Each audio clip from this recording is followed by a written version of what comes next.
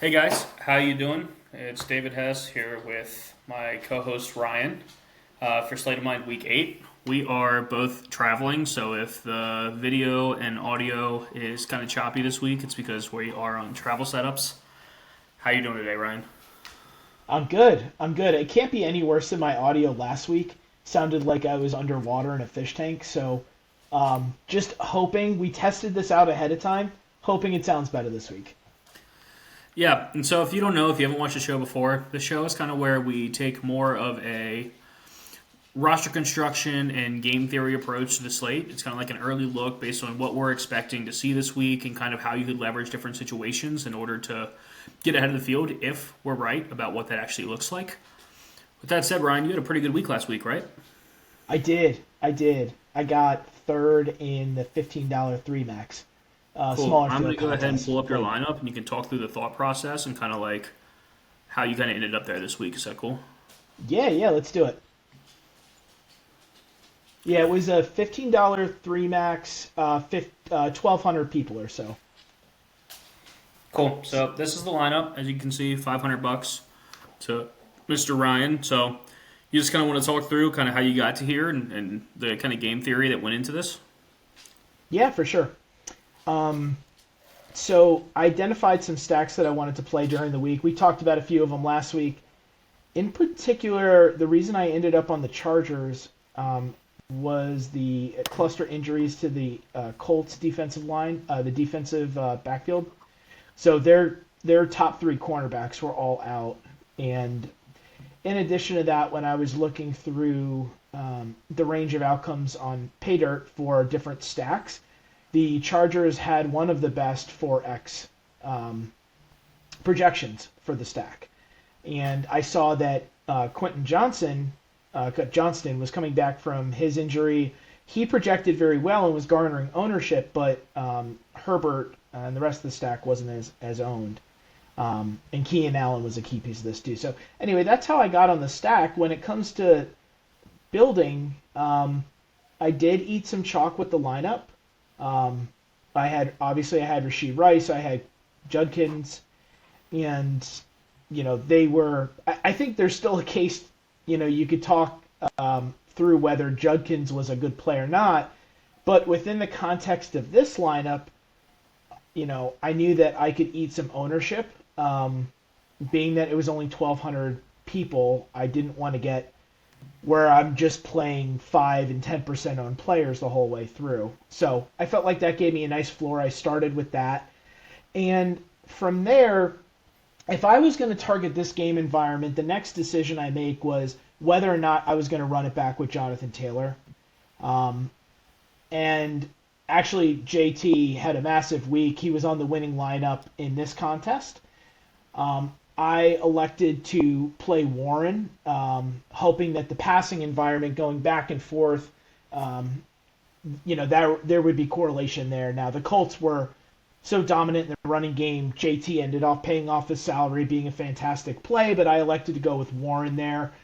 Um, some of the other decision points were which Chargers players to play, and I went with Johnston. In part because of his air yards, his average depth of target. He just has a massive ceiling when he hits. He actually didn't hit the ceiling in this game, but Keenan Allen did, who was lower owned.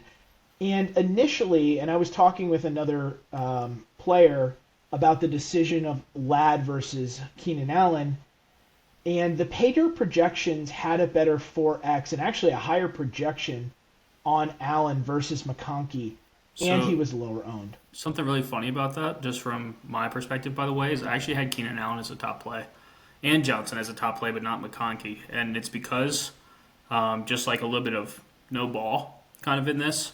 Yeah. When they were all three actually healthy, Keenan Allen actually plays the role of in the seams, kind of like in the slot and in the seams and in between. And the hmm Colts run a certain defense that like I saw a stat for where like Keenan Allen is actually Justin Herbert's first read in what the Colts defense runs.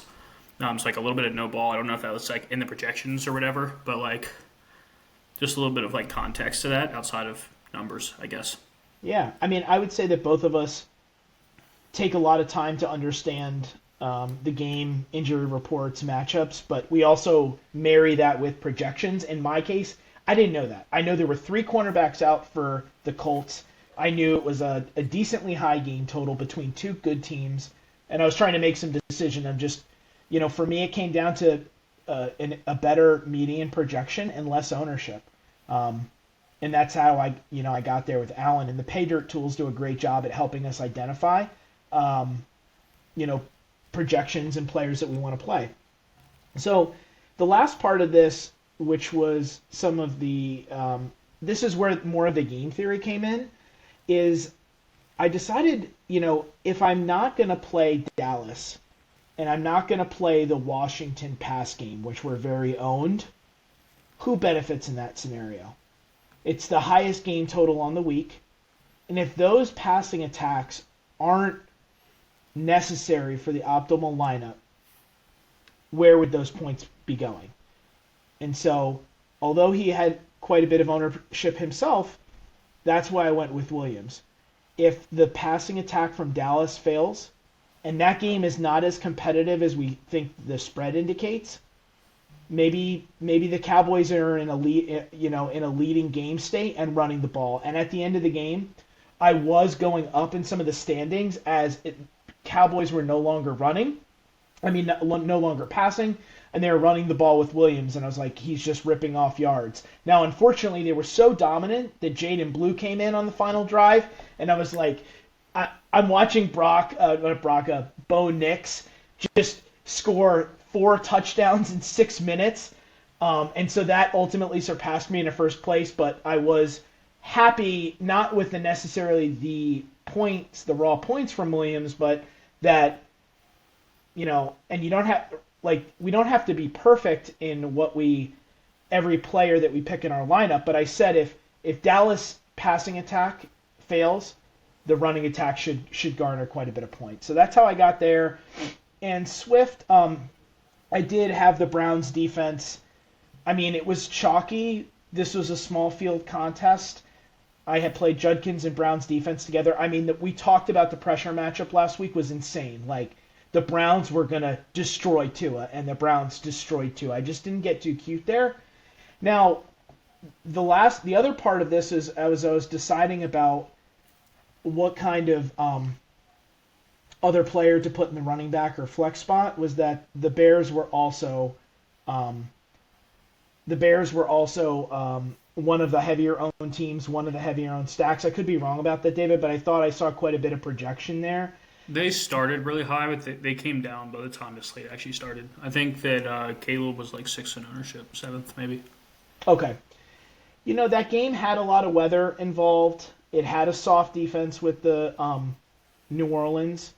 And if that game wasn't competitive, is that another scenario in which the running back would perform well? The backup running back actually outscored DeAndre Swift.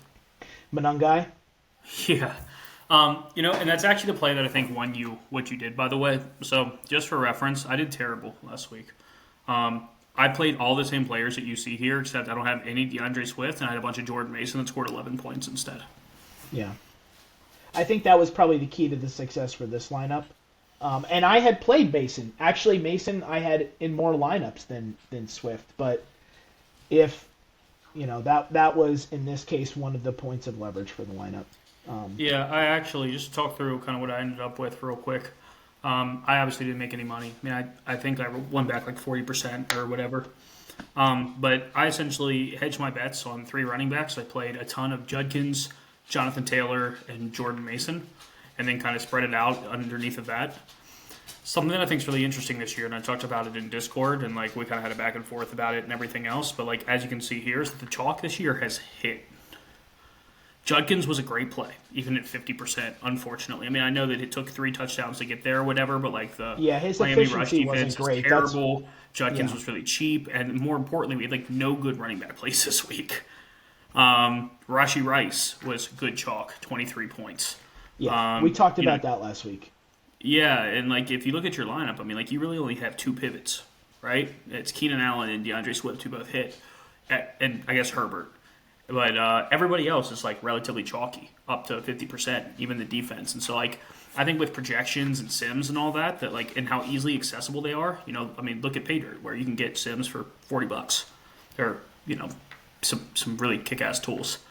But yeah, all that's so easily accessible that like I think we've seen the field get actually like pretty good, and chalk is like mostly good. I mean, there's bad chalk, right? Like we talked about Ja'Cory Krosky-Merritt and why he was terrible chalk, and everybody played him anyway. That was a great call by you. But yeah, chalk is mostly really good. I do think we're going to get some pretty fragile chalk this week, though. On another note. But before we move on, and perhaps maybe you want to take down this lineup. I mean, just from a build perspective, I'm hand building all of my builds, and in lineups in which I don't have, I'm player lower owned stacks. I'm having more. I'm eating more chalk alongside with it because that the contests I'm playing, you don't have to get super far out of line. But like my Washington and Dallas stacks did not have Judkins in them, so just kind of sharing that from how I'm building. But we talked about the ultimate skeleton key to last week that you mortgaged your financial future on. Do you remember the team? Was it the Titans? It was the Titans. You know what's really funny about that, Ryan? You know what I'm going back to this week? The Titans. Okay. I'm playing them again. Okay. Probably like 30% instead of 5.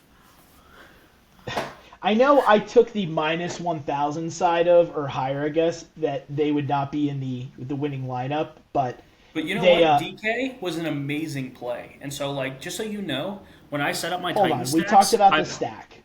Yeah, but, like, when I set them up, I actually had, like, 5% DK that I, like, wanted in there.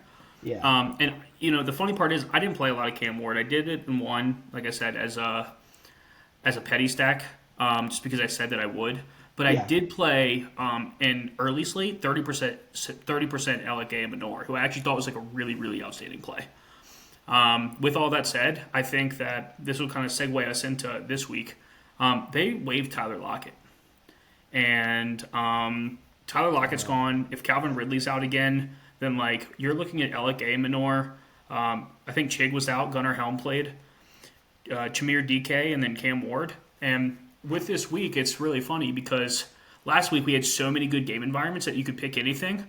We'll talk about this more in a little bit, but like we don't have any good game environments this week. Like the games suck this week. We have a decent one where like everyone's going to want to play Denver and Dallas, but like Denver's defense is really good. It's not really like shootout material, I don't think, and so like I'll talk through like exactly what that looks like. The only actual good game environment we have from just an environment standpoint, not talking about the teams, but talking about kind of like matchups and pace of play and all that stuff. Legit, the only good one that we have this week is the Tennessee Colts game.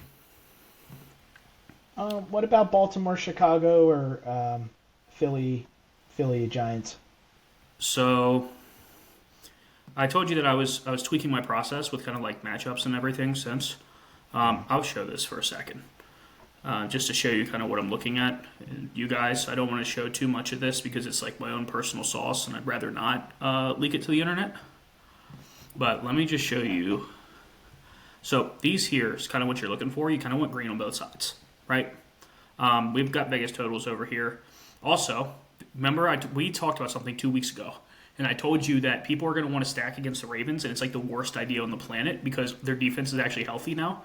And because of that, I think we're going to see an incredibly chalk Chicago, and they're terrible plays. If you look at the last 2 weeks that the Ravens have played before the bye, they actually held teams like 9 points or less.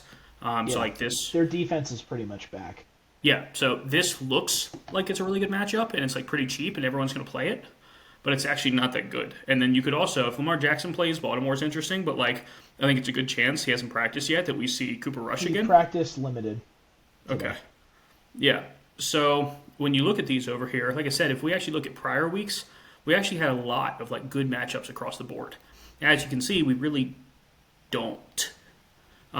Just for reference, these are quarterbacks, wide receivers, tight ends, and running backs. So this is the part you want to pay attention to. You want a lot of green right here. And as you can look at all this, we really don't have that pretty much anywhere, right? Yeah. So the only ones where it's a good matchup on both sides, and this is pass rate over expected as well. So like you ideally want at least 2 yellows, 2 greens is even better because it means they'll pass more. Really, the only one we have is this game. So do I really want a ton of Tennessee? Probably not, but I do probably want a lot of Colts. The only problem with that is I also think that Jonathan Taylor is one of the best plays on the slates again. So, like I said, just kind of like into this and going off at the top of this, this is a game that looks really good. And if I said in the beginning of the season that I thought there was going to be at least 1 to 2 weeks where Tennessee stacks would win you something, when we talk about this, Cam Ward has thrown the ball 35 times or more 2 weeks in a row. All the pieces are dirt cheap, and this is actually a week where we have a lot of really good pay-ups. And so I actually think playing really cheap stacks or really expensive stacks, one or the other, not really in between.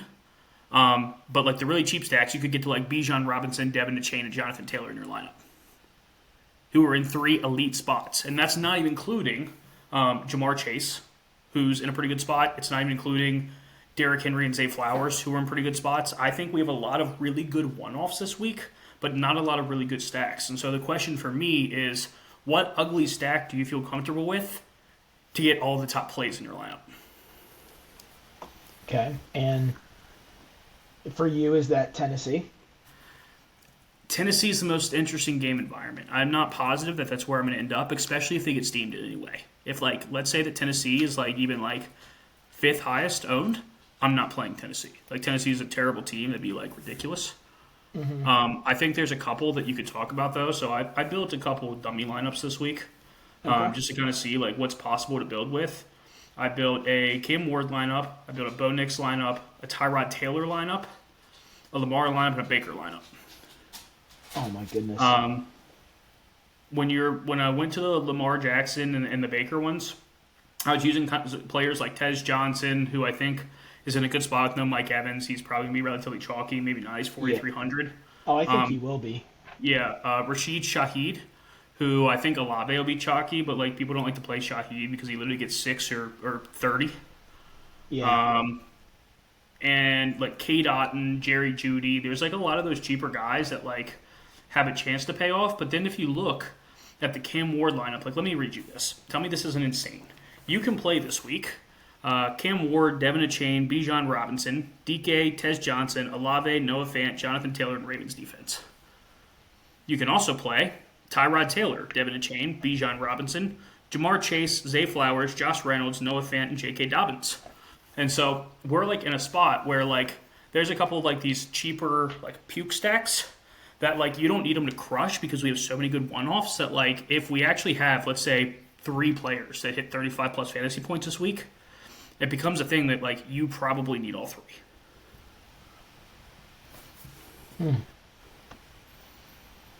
I haven't looked at the projections yet. Paydirt doesn't have them up yet. I was pretty resistant to that idea last week from Tennessee standpoint. I played a Cardinal stack that was my second best performing lineup. So I think the thing when you play a puke stack is you also have to consider the opportunity cost. If you don't play a stack that reaches a ceiling like the 39 points from Bo Nix or the 32 from Herbert. And I think the other thing that makes me a little bit concerned about going that low this week is the pricing on some of the top tier players like Jonathan Taylor at 9,500. So, I think as the pricing gap goes higher for some of those plays, then there's it's possible that the mid-range players at 6-7K, if they have 30-point games, are going to be preferred over 9-5 Taylor. Yeah, I mean, I think it's easy to say that a lot of the time, but usually a lot of the games this year we haven't had the stars on main slate. We haven't seen that. This week we have Jonathan Taylor, Christian McCaffrey, Bijan Robinson, Jamar Chase, CeeDee Lamb, Saquon Barkley, Devin DeChain, Nico Collins, Egbuka, James Cook, all on the same slate. On top of that, we also have Josh Allen, Lamar Jackson, Jalen Hurts, and Dak all on the same slate. We haven't seen this many top players on one slate since the beginning of the season. And so out of those players, you bet out of 9 top players, we're going to get a couple like 35, 40-point games. And like I said, in your 6K players, they can usually get to like 28, 32-point games. But typically when you have those top players, if any of them hit like 38 plus, you can't match it. Can you let her out, please? Or take her. And so once that happens, unless you hit on all of your 6K players that like make the gap up different, let's say that what's one of the games where they're playing each other? Let's say Devin Achane and Bijan Robinson duel it out back and forth, and between the two they end up with 350 rushing yards and 4 touchdowns. Mm-hmm. You probably can't compete with that with any of this. Like Quishon Judkins, a great game for Judkins would be 30 points. What if Bijan and Achane combined for 70? Yeah, I think the issue still is that even those cheap plays, like the cheap stacks, still have to pay off to some degree. I mean, are there any alternatives to Tennessee that we could talk about? Because I'm Jets. just. Anyone else? No, not really. Okay, I think we would have had Baltimore. Like if we had Huntley, I would have loved Huntley. Honestly, I would not play Huntley. If you don't like either of those, you could also play Dylan Gabriel in Cleveland. I think you're going to have to take her. She could jump that fence. I mean, I'd be more inclined to play Radler with Shaheed than I would be to play a Tennessee stack. That's okay. Like I said, favor fortune's the bolt. I will say the last thing that I think is doable, but it's not as cheap as you want it to be anymore, is Joe Flacco stacks. The thing with Joe Flacco that doesn't make it cheap is that Jamar Chase is really expensive. So, like, you really need Jamar Chase to hit for 40 and bring Joe Flacco with him. Like, if that doesn't happen, your stack fails. Yeah, I'm more interested in that than I am Titans. And I do think there's an interesting pricing dynamic where we have the running backs are really highly priced compared to the wide receivers. Like you have JT, McCaffrey, and Bijan all essentially 9K or more. And then the highest priced wide receiver is Chase, Lamb, and then Pickens. And Chase is 8-1, Lamb is 7-8, Pickens 7-1, and Buka 7 flat, which I think's really I think he's going to project great as long as we have some level of confidence in his health. So when I think about roster construction this week, I'm interested to see what types of constructions we'll see from there. I mean, I'm not completely writing off the cheap stack. I just when there's like very, very little offensive production, I'm not interested in a cheap stack. Even when the matchup's good, just from how I've been playing recently, but yeah, I mean, maybe. Out of curiosity, what is very little production though? Because like if I actually pull up Tennessee and we look at just their top players over the last couple of weeks, they've had a player hit over 20 points almost every single week. Did you know that? Almost always at like 3K. And so like it's kind of like a roulette, right? You don't know who it's going to be, but we've seen Calvin Ridley. Calvin Ridley won me $250 a couple of weeks ago. We've seen Alec Amanor have a good game. We've seen DK have a good game. We haven't seen Pollard have any good games. He just never gets there, unfortunately. Yeah, and Ward hasn't gotten there. I mean, he had 12 points last week at 4,600. So yeah, the problem with it is though, and we've talked about this, is that he's actually really bad under pressure, but he's like fairly good. Did you go? No. There's a truck out there. One of the things, I don't know if you've looked at the predicted pressure so far, but he's actually in a relatively neutral matchup, and he's like pretty decent when he's in a clean pocket. And then if we also look, we talked about how Brian Callahan would be gone, like making a difference, and like it did. They looked better. They looked more coherent, I think. Like I said, like this isn't like one of those things. Like I think if you play the three of them combined, you're spending like roughly like 12K in salary for your top 3 players, and like really the only thing you're looking for is like 45 fantasy points between the 3 of them. Who do you stack with Ward though? I really like the idea of Ward, Alec, and DK, or one of those and Chig. Is Chig injured? If he is, it's even better because you get Gunnar Helm. But I don't think so. I think he just didn't. He had 2 targets last week. He just didn't do anything.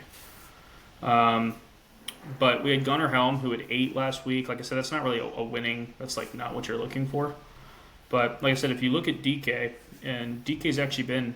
So it's funny, man. I saw people talking about DK before this week because he was kind of getting targets up until this point. He's had 5 targets. So since week 2, he's had 5, 4, 0, 5, 3, 4 targets. Last week he caught 4 targets, he had 4 targets, caught 4 of them for 70 yards and a touchdown. Plus he's getting rushing attempts. He also has 7 rushing attempts this year. So they're manufacturing touches for him. They like him. They like him so much that they let Tyler Lockett go. And like I said, this isn't really a thing where like I don't know that Cam Ward's going to be like the play. But I feel really strongly that the bad quarterbacks, you have Andy Dalton this week as well, by the way, I forgot. So we've got Andy Dalton in 10 stacks that you could technically run for around 10K as well. But like I said, the reason I've fallen on Tennessee is because the game environment's good. And like you can stack that very easily with Jonathan Taylor, right? So if you think that the Colts are going to go up and Jonathan Taylor's going to score 3 touchdowns, their corners are still hurt. They're still not in a super good position. And it could be just to a point where they're throwing the ball more. I mean, like, you have to think when a team's throwing the ball 35 times a game, it hits eventually. And, like, it's one of those things where, like, even a blind squirrel finds a nut, like, once a year or whatever they say. Like, Tennessee, on average, is probably not a good play. But, like, I guarantee by the end of the season, there is a week that someone wins $1 million with the Tennessee stack. I think that's a good way to describe it. I mean, I feel like you're trying to catch the falling knife with Tennessee. And it's like, I get what you're saying, though. The payoff could be great when it happens because it's 0 owned. You get all these top plays that go along with it. So usually there's not enough top plays to justify it. That's why I really didn't do it last week is because like we didn't have enough pricing, I think, makes that tougher for all those plays to I don't think it does. I mean, like, it doesn't matter what they're priced. Like I said, it's at the end of the day, this is a game of points. You can talk about 4x multipliers all you want, but they don't actually matter. If you have 4 players that score 40-plus fantasy points, it doesn't matter what they costed. You need them on your roster to win. Yeah. And because we have so many top players, we are at the best chance we have for that to happen than we've had in quite a while. You've heard me talk a lot about playing cheaper stacks and everything else because you could get away with it. You know, last week you only had to beat Jalen Hurts, who beat almost everybody, by the way, but nobody played him. So, like, but like, all that you needed was Jalen Hurts to fail. And if Jalen Hurts failed and one of your cheaper quarterbacks did well, you were in a good spot. But so, like, in general, when you're looking at this, the actual theory that you're looking at is that you need all of these players to fail for your next level of players to become the best plays.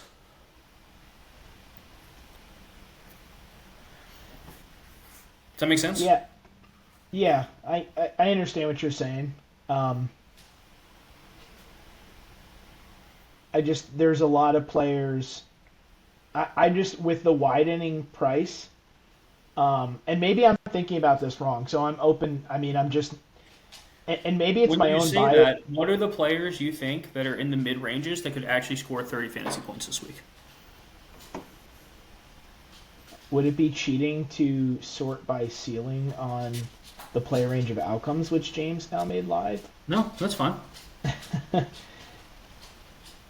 Yeah, because like when I look at this, I think Flowers there's at solid 5,400. Zay Flowers, Drake London, Chris Olave, Jackson Dart. How many 30-point games does Olave have this year? Or actually in his career? He has 0, by the way, in his whole career, if you're curious. He's been in the league for 5 years. He's never hit 30 points a single time. So, like, I get, like, how projections and stuff work, but, like, a very large sample size says that that's not going to happen. So, let me just give you my initial take on this game, which I just have a different way of looking at this. So, I don't want to be super invested in needing bad teams to perform well in the 10% of times that they do, at least for the contest that I'm playing, 1,000 people, like a few thousand under 5,000. But the way that I'm looking at this game right now is that the Colts are the most popular stack. That's just initial projections on that. Jonathan Taylor's going to be incredibly popular as well, so there's just going to be a lot of ownership going to that game. But what if Tennessee can't make that game competitive? It's a 14-point spread. And I don't want to be a prisoner of recency bias, but last week was a great example of offenses pushing each other to reach ultimate ceilings in the Denver Giants game, which ultimately was the best stack you could have, at least the winning one in my contest, and then the Chargers Colts. So if you have dead fish of a Titans who are 14-point underdogs, are we seeing Amir Abdullah by the fourth quarter just pounding the rock and nothing's happening? I mean, would you say that 41-20 and 40-6 were like not covering the spread? Because games that are 40-6 and 41-20 are those games that we would say were blowouts that we would expect to see Amir Abdullah in the fourth quarter? Because I'll do a spoiler alert. Jonathan Taylor hit 30 fantasy points in both of those games. But is 30 points enough at 9-5? Yeah, definitely. Like I said, you're focusing too much on salary instead of points, man. It doesn't actually matter. Unless a cheaper player hits also 40 points, that price doesn't matter. At the end of the day, everybody has $60,000 to spend, and your goal is to score as many points as possible. So if Jonathan Taylor definitely hits 30 points and nobody else hits 30 points, it doesn't matter if he was 12K. You need him to win. Okay. So just my initial impression on this game is I'm considering being underweight or taking a different, I'm thinking about, I want to see what the build paths look like this week because the Colts are going to garner a lot of ownership. And my take on that is this has the potential to fail. This game environment has the potential to fail because of the disparity in teams. So I'm going to consider an underweight stance to it, and then also looking at how I could build differently. If people are going to be going Jones to Pittman to Downs, I see Downs is pretty popular, or JT. I'm going to be thinking about maybe how I can have a different build path. I have zero interest in Daniel Jones, not a sliver. Yeah. Like I said, I actually think I will avoid the middle range of quarterbacks at all costs this week. And if you're going there, I think it has to be Bo Nix. Okay. I think that, like I said, my whole strategy this week is to either maximize for the top quarterback, which is possible. Right? Like I said, we have Josh Allen, Lamar Jackson, Jalen Hurts, and Dak. All four of them are let's probably take Dak out. He probably won't hit 40, but Hurts, Jackson, and Allen are all capable of 40-point games as quarterbacks. Mm-hmm. That almost never happens. If one of those hit 40 points as a quarterback, they will be optimal. They just will. Maybe not fully optimal because Josh Allen might not take anybody with him. He could score 53 and have wide receiver 1 have 13 points. Yeah. Which is kind of the danger with him. But they have ceilings that the rest of the quarterbacks can't match. But on the other chance of that, you say if the three of those fail, then the cheap quarterbacks, even if they just score 15 to 18, become really playable. And so, when you're actually doing that, it's with the idea that you're leveraging also against those other quarterbacks. So, Derrick Henry becomes really interesting. Saquon Barkley becomes really interesting. Javonte Williams is interesting.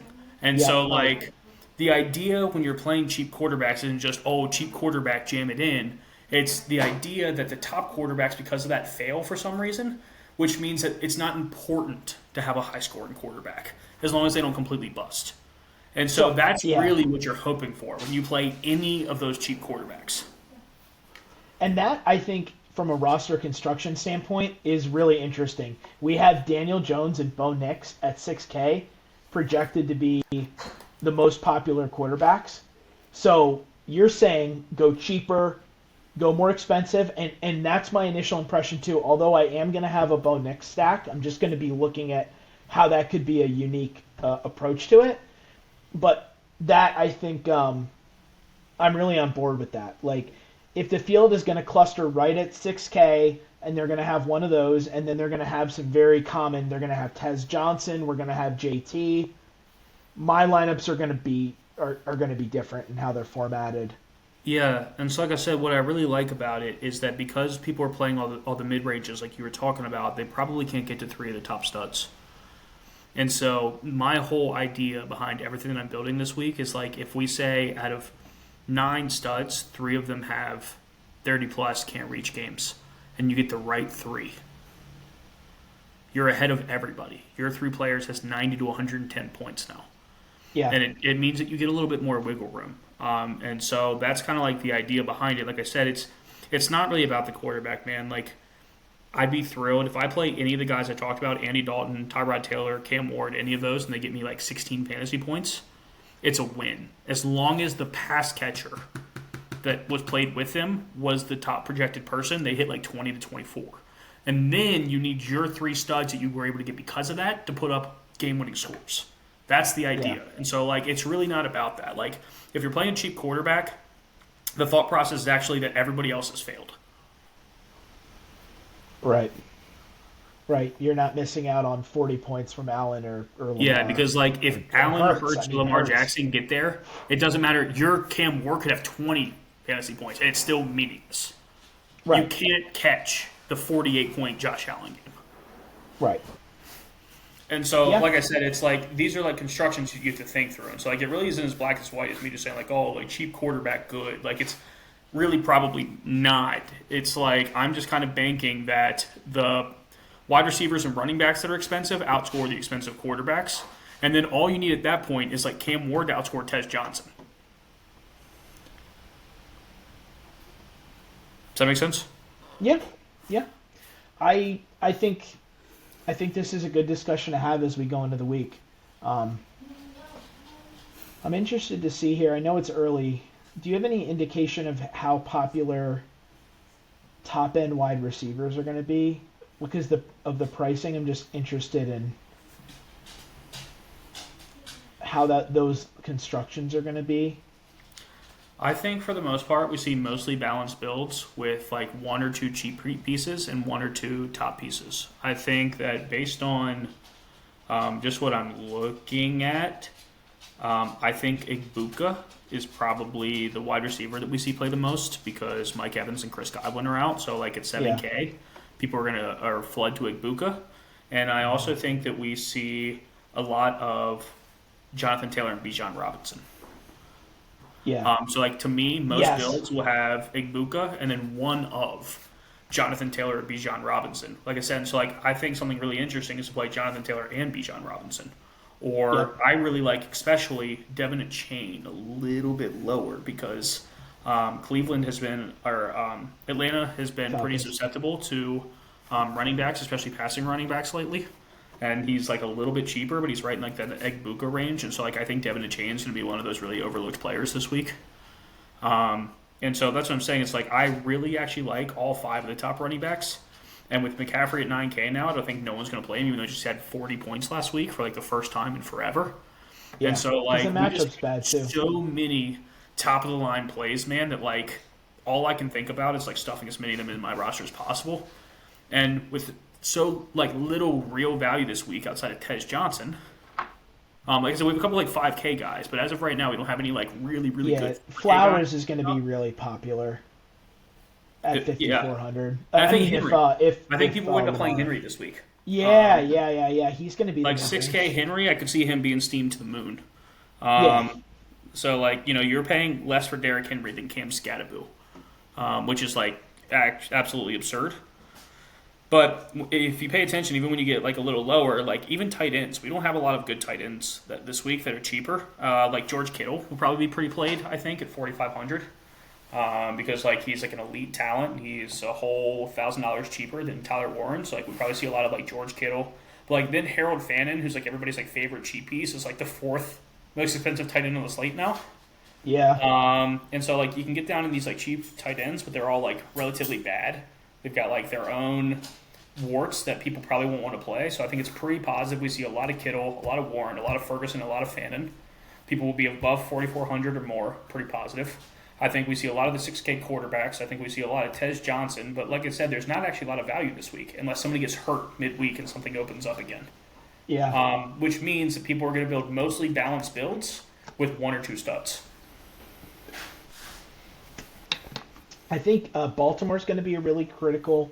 How you decide to handle Baltimore in your individual lineups, I think, is going to be an important decision point this week too, I think because it's you're going to actually have. really easy. If you're playing Baltimore, you should be playing Lamar Jackson plus 2 pass catchers and playing it like he actually airs it out. Like, I would like the idea of Flowers, Bateman, and Lamar more than anything else. And because, like, Flowers and Bateman are both, like, relatively cheap now. So, like, if they score, like, 45, 50 fantasy points between the two of them, and Lamar Jackson runs for a touchdown or two, you're, like, looking pretty good. Yeah. But, like I said, I think one of the just the weirdest things, man, is, like, as you go down here, I mean, you have Wan'Dale Robinson at 5,200. That's, like, probably a doable play. Past that, though, you get to guys like Keon Coleman for 5K. You can play Tyler Algier for 4,800. Yeah, these are scary. What about Tajay Spears for 4,700 bucks? You get Shaheed, that's decent. You get Jennings at 4,600, but he's been pretty terrible this year. Yeah, I can't see Sterling people Shepard. playing a lot of Shaheed or Jennings. Sterling Shepard at 4,500. I think and then everyone's you going to be have- on Tez. Yeah, Tez is at 4,300, and then after him, dude, I mean, like, you have Troy Franklin, Jerry Jeudy, Bateman, and I think that's the end of the list of playable players. So Tez is going to be an interesting. I mean, if he is as popular as we think he's going to be at 4,300, I'm seeing quite a bit of pivots in his range. I got to see what the projection is for Shepard. But Shepard's going to be interesting as a I leverage. actually, one of the players I got to the most in my practice builds was K. Otten. Yes, because he's also going to be direct leverage off Tez one-offs. Yeah, and he's pretty cheap. He's like in that cheaper tight end pool that I think is playable. And Baker really relied on him after Evans got hurt, and so like I think Kate Otten is like relatively curious. Now the thing that I'm really curious You're Kate about, Otten like I curious. said, is I think Igbuka is also clearly one of the best values on the slate, and so like do people play Tez Johnson and Igbuka together, or do lineups end up being they have one of Igbuka and one of Tez Johnson? Because if Tez Johnson guys don't want to play Igbuka, then like I think it's like in a case where you might end up with Bijan and Jonathan Taylor as the running backs, then they play like Tez Johnson and a bunch of mid-range receivers like Olave. I mean, this won't be super. Sorry, I don't know what I was going to say there, but here, so people at least initially were looking at Jones and Nix garnering the most ownership. For $300 more, Baker potentially being much lower owned, and then pairing him with Tez. Like, I could see building some Baker lineups where I have Tez, and I could see playing no Tez in some of my other ones. Like, Bo Nix, perhaps I'm taking a different path there where Bo Nix and Tez I'm not going to play together. But when I have a low-owned Baker to pair with them, and that would be Paydirt approved. James would sign off on that. I think Baker's He's going to hate one. I really like Tampa lineups. Yeah, I do too. My favorite two pay-ups as of right now are Philly and Tampa. I think Dallas is also interesting. I like Dallas every week because their defense is so bad and they have to throw the ball 50 times a game. Yep. Now the downside with Dallas is that all three of their pieces are now expensive. Yeah. Ferguson is $6K, who I think is a great play, by the way, this week. I don't think anyone's How's the going to play him matchup because he's with the so Broncos? expensive now, and CeeDee Lambs is back. But like the only spot that Denver is actually weak to is tight ends. I don't know if you know that. They shred everybody else. But tight ends have done like relatively well against them this year. So like Really? I'm Ferguson, seeing fantasy points against not very good for tight ends against the Broncos. Are you sure? yeah. Let's just take a look. I did all this on my sheet this week. The thing with fantasy points against is it uses the full season, and what I do is 3 weeks. Oh, okay. 3 weeks. Okay. Yeah, and so last week we had Denver and the Giants. Daniel Bellinger had 3 catches for 88 yards and a touchdown, and Theo Johnson had 3 catches for 66 yards and a touchdown. Okay. Week 6 before that was the Jets, and Mason Taylor had 1 catch for 2 yards because Justin Fields was throwing the football and he only completed 9 passes. And before that, we actually had Philly and the Eagles, where Goddard had 3 catches for 20 yards and a touchdown. And so really a lot of that I think is slanted from last week. But at the same time, it's like if we look at who had the best games a lot this year, it's pass catching running backs and tight ends because I think their linebackers are susceptible when I think that their corners are like a lot better. And so you take, in my opinion, two gambles. That CeeDee Lamb is better than Patrick Surtain, which, if you feel that way, totally fine. I mean, I wouldn't put a whole lot of stock into Surtain. I mean, I've seen him get torched a few times already. I wouldn't say. Yeah, I mean, but he's still the best cover corner in the game and has been for a long time. Okay. Maybe I'm waiting. I mean, he did face the greatest wide receiver in the league in A.J. Brown, so I'm just remembering a lot of that. So perhaps it's bias on my part. Or A.J. Brown didn't even have the best game out of all the receivers in that game, right? In that game, yeah, I think Smith had a better game than him. Yeah, he did. Yeah. I mean, like I said, it's like if we look at last week with the Giants, Wanda Robinson had 6 catches for 95 yards. Scattaboo, though, 3 catches for 34 yards and a touchdown. Theo Johnson, 3 catches for 66 yards and a touchdown. Bellinger, 3 catches for 88 yards and a touchdown. Jackson Darling completed 15 passes. Really not a lot better than Justin Fields, if you really think about it. But with that said, like I said, I think that it's just because of the 6K price point, no one's going to want to play him. But I think that he will get targets, especially after seeing the Giants exploit them the way that they did last week. Okay. And so, just from a ownership to ceiling standpoint, that game, if you think that game's going to blow up, I think Ferguson's a really interesting way to get access into it. Yeah, well, I think at 6K he's going to be a lot lower owned. So I think that could be a unique way to. He should be. Like I said, I think George Kittle is a great play. I mean, it's a bad matchup, but George Kittle is 4,500, especially if Purdy's back. Yeah, sorry, I'm just looking at NBA late swap. I just want to see if all my lineups are locked or if I have to do another run before 10. Yeah, all my lineups are locked, I think. Okay. But right, so one of the last things I kind of touch on here is predicted pressure because how much I believe in it. Yeah, I do too. Some of the top matchups there that people especially won't expect. One is CJ Stroud, and so I think if you go back and you watch the games with this, it's actually really interesting that when Stroud's in a clean pocket, he looks like prime CJ Stroud still. When he gets blitzed though, because his offensive line's absolutely terrible, he looks around and is a deer in headlights, and then throws an interception right afterwards. Mm-hmm. And the predicted pressure matchups actually show that that's true. He has, right now, just so you know, the second highest EPA in clean pressure out of anybody that's playing this I was week. just looking at that. And he's projected to not get blitzed very much. And so, obviously, if Nico Collins doesn't play, I definitely don't want to play any CJ Stroud. But, I just think it's a really interesting shout-out nonetheless. Another really interesting one to me is Michael Penix. I don't think anybody's really going to play Penix this week. We kind of talked about cheaper quarterbacks. I think Penix kind of fixed that. You could play Penix, London and Mooney, or Penix, Bijan, and Pitts. There's a lot of different things that kind of go in that, and I think Penix is really interesting. And then you could also bring that back with the chain and still play both of the top running backs. So that's just an interesting shout when I was looking at all this. And then another one that I thought was really interesting is Jalen Hurts. Yeah. Did you see the price on the pass catchers this week? I will very, very happily play Jalen Hurts stacks. Did you see the pricing on Brown and Smith? Yeah, it's ridiculous. Yeah, they're not very often they're going to have huge games like that together. I think that is kind of a one-off. Yeah, but I think because they went off that way, no one's going to play Dallas Goedert this week. Because he kind of had a bad game last week, and he's in that cheaper tight end pool that people are going to be looking for. I think Goddard makes a lot of sense. I love the thought of Hurts plus one of the 6K Eagles receivers and Goddard. And then bringing that back with the cheap Wandale Robinson.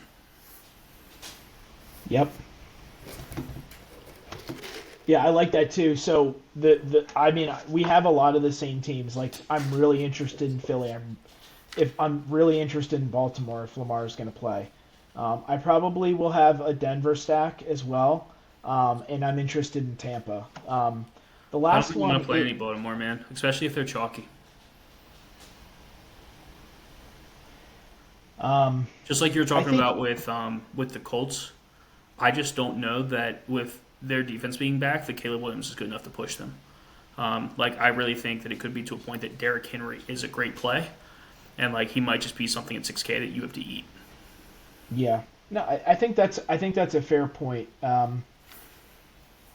I do I'll have to give like, that some however, thought if about you're how I'm taking gonna a approach gamble in that. that game, as long as he's not chalky, I think Rome Odunze is like a fair shout to be a good piece of that game. Like maybe if you're playing Henry, you run it back with Rome and think that like it's not like a total blowout to where like all the starters are pulled and Derrick Henry gets 25, 30 carries and Rome sees 10 targets.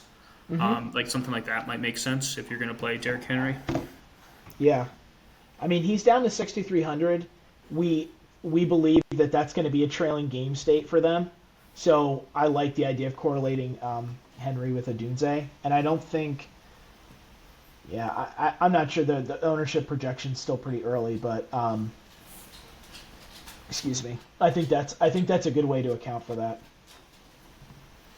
Yeah, and I think that's mostly all I have to talk about today, man. I will say, let me Oh, see. I'm interested in the Giants too. Eagles defense is giving up a lot of points.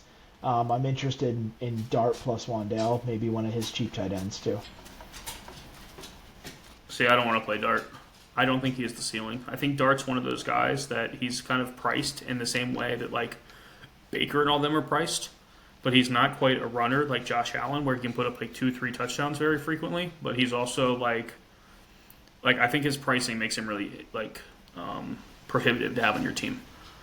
Like when you just line him up next to Dak, Baker, uh, let's see. So in that same category, Jackson Dart's 5,500, right? I guess that's Yeah, a little cheaper, but that's still you need him essentially to beat Bo Nix, like for sure, and Daniel Jones.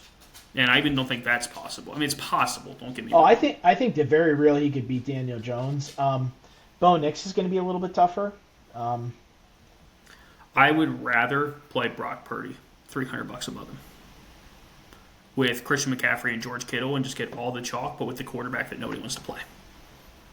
the other thing we didn't mention, I think your the Texans look is really interesting. I'm going to have to think about that some more. But the fact that Stroud does so well when he does not have pressure, and then he's not expected to face a lot.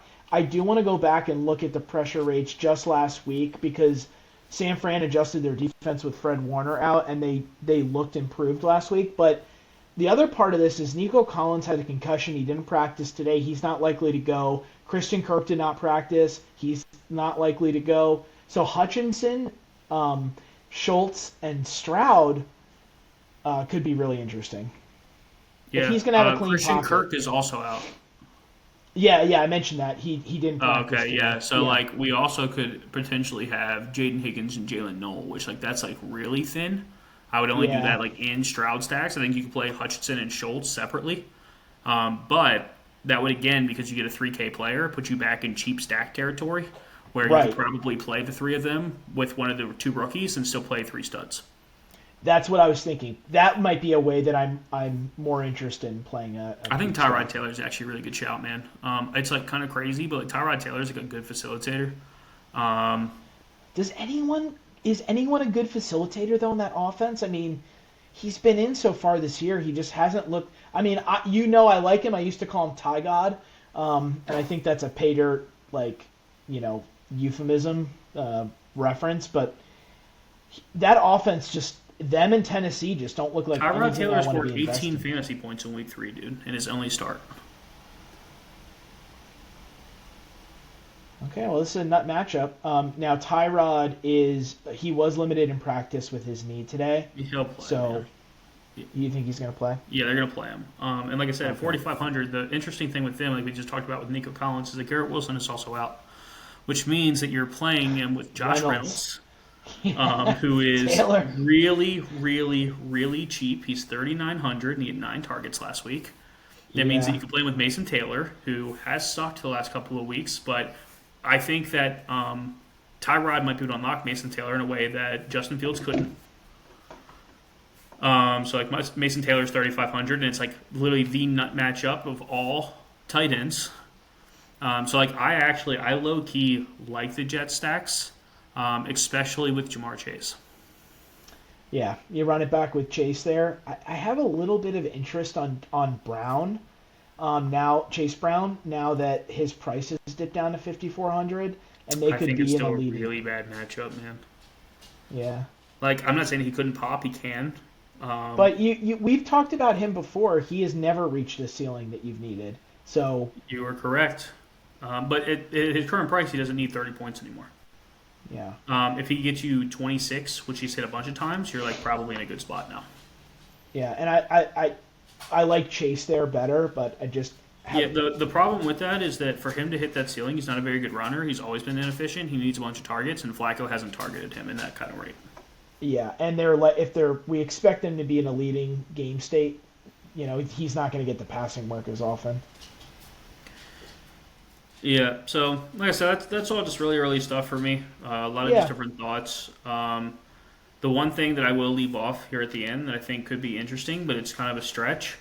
Um, I have a lot of interest in J.K. Dobbins and R.J. Harvey this week. the matchup's good.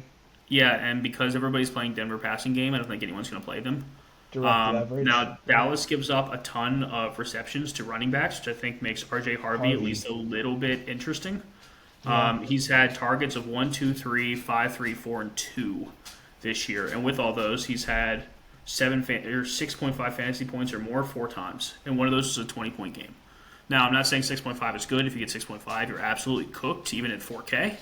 But if this is like a shootout like we think it is, and he's getting some targets and everything, Dobbins is more the priority play there. I just think R.J. Harvey is like semi-interesting in that 4K range, especially if you're playing like a Dallas stack.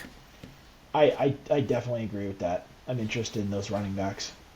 And it's the game environment and it's the direct leverage. So when I'm building, another lineup that does not include Denver, that might have some chalk, then I can play Dobbins with them, get direct leverage on all of the ownership that's, going to be on Bo Nix. So I also think Bo Nix is cheap enough that you could do the thing I talk about and play Bo Nix with J.K. Dobbins and Sonny. no. Cut that from I'll the tell you right podcast. now, when I was running the Sims last week, well, I played a lot of Bo Nix, by the way, and the Sims that I use, like we're saying, Yeah. they were great stacks. The Sims were including Dobbins in about 50% of those stacks. That like it was an intelligent play, and it could have been. Think about it: Bo Nix had one less rushing touchdown, and it would have went to Dobbins instead of Bo Nix. And then all of a sudden, Bo Nix has 31 points, and J.K. Dobbins has 23. And so like it's one of those things where it's interesting enough where it's worth it if you think that Denver's the nut matchup and you're looking at how to get different. Instead of playing one of the unoptimal low wide receivers and hoping that you catch the touchdown, I like the idea of Bo Nix, J.K. Dobbins, and Courtland Sutton.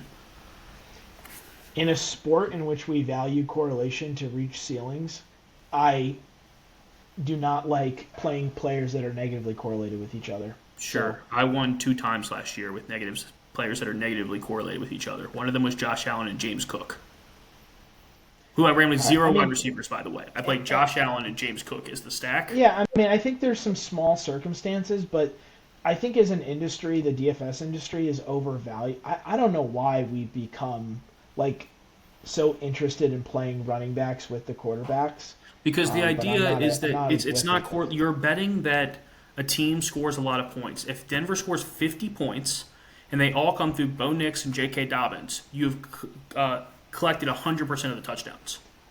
Yeah, I mean, a 50-point game is a pretty extreme ceiling. I mean, last week they scored 33. So take 30, 33, 36 and cut it up from there. I just think when you're trying to reach ultimate ceilings and then you have players that are going against each other to get that. I mean, and maybe again that's a smaller field mindset, but like I don't want to have to be right about that many things. I just think I'd rather use those running backs and other lineups to get leverage than try to have to be perfect and they both reach the ultimate ceiling. I don't think you're not playing though to get the ultimate ceiling at that point. Like I said, like I think that's kind of like this is the last little argument I'm going to make, and then I'm going to hop. Like that's another like big piece that people don't talk about.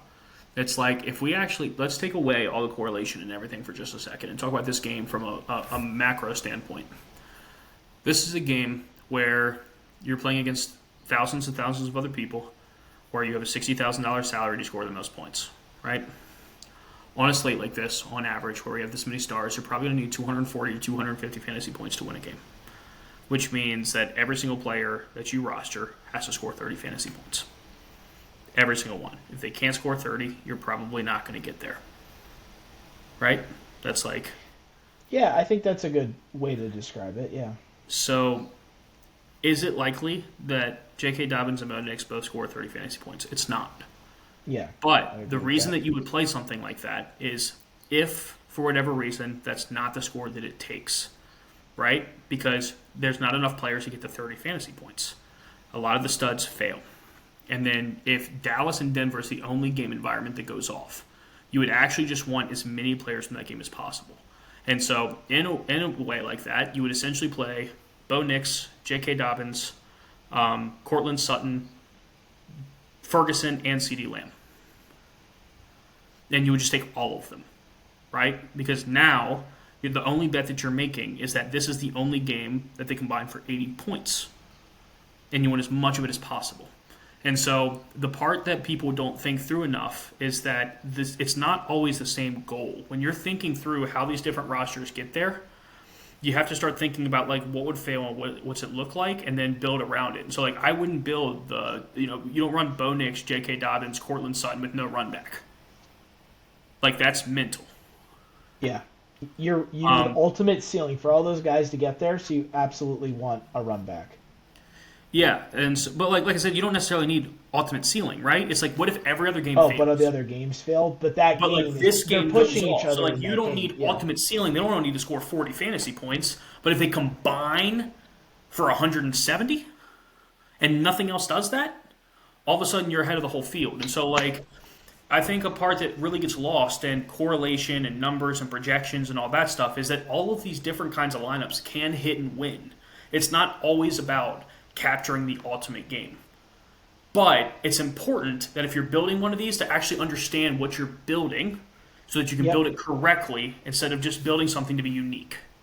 Yep. Agreed. I agree with most of what you said. But then you agree I with th- I'm just not in the QB with running back camp.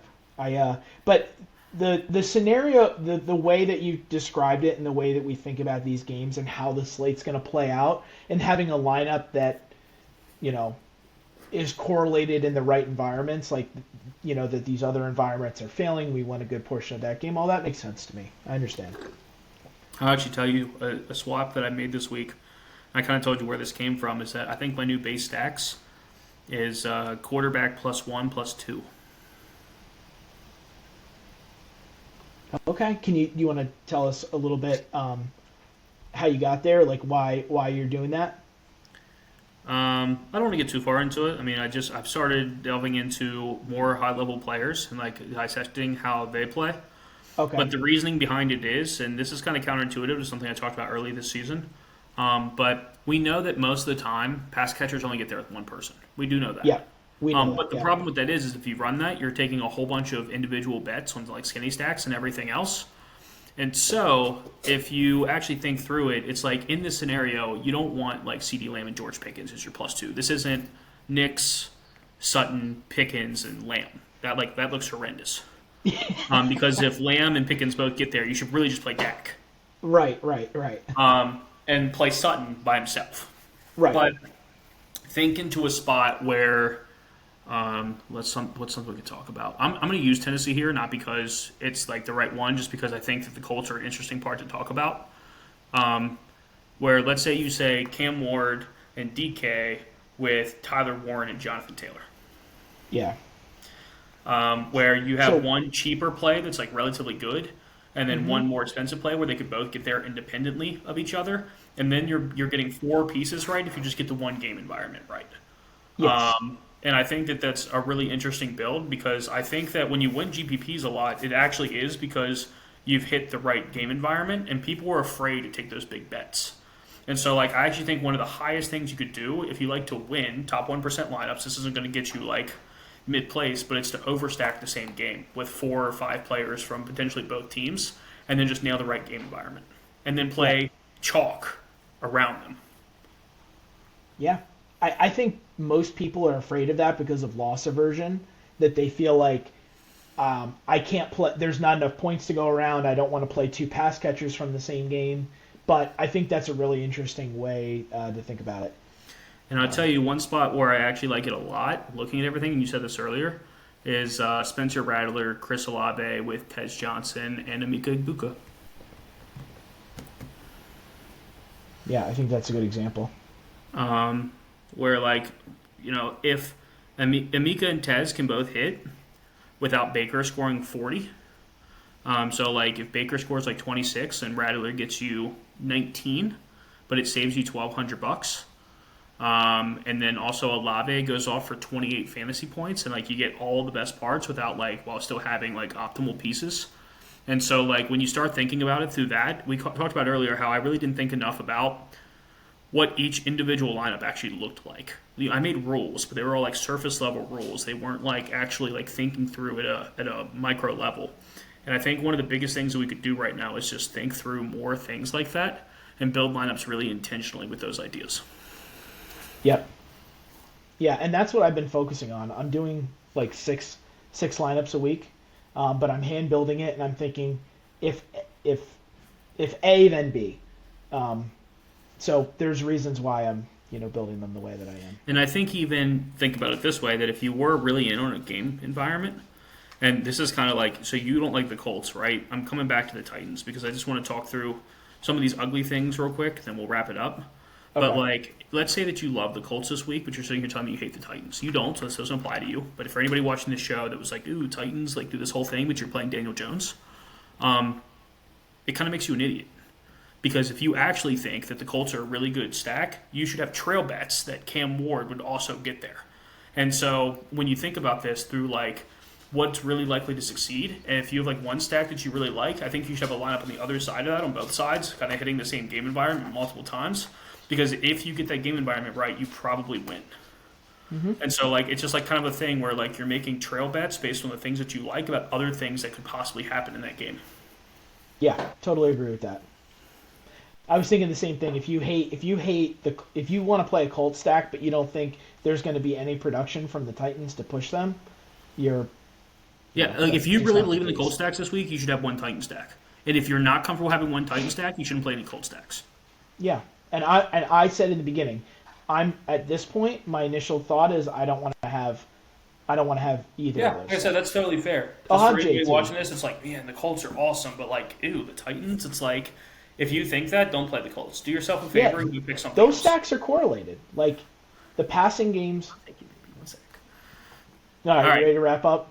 Yeah, my dog needs to go outside. Like, our yard Okay. is all cement here. I thought I got a yard, and it's all cement, so I've got to take her on a leash. I took her outside of the I know, but grass, and she's never went on a leash before. she's just staring down the grass.